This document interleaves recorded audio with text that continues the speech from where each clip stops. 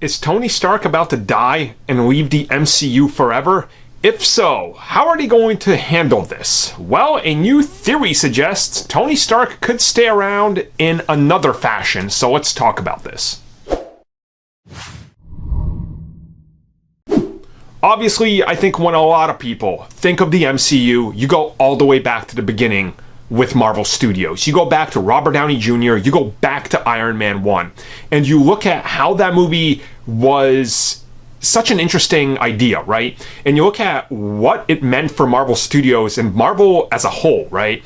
And how big it was at the time and what it went on to do and what it went on to create with the Marvel Cinematic Universe. At the same time, we know that Robert Downey Jr.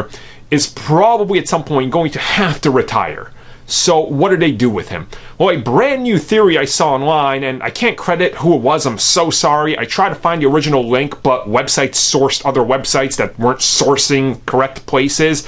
He essentially came up with the idea of, what if the final AI that Peter gets in his is Tony Stark? And honestly, this is kind of great. Most recently in the comics, we've had Tony Stark as an AI. Because Tony Stark died, so they had a computer version of him that was around with the Avengers.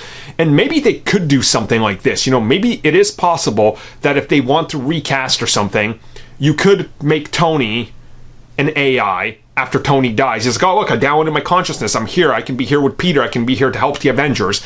And eventually, maybe like Vision, they could find a new body for him or something. And then he comes back to life as a new actor.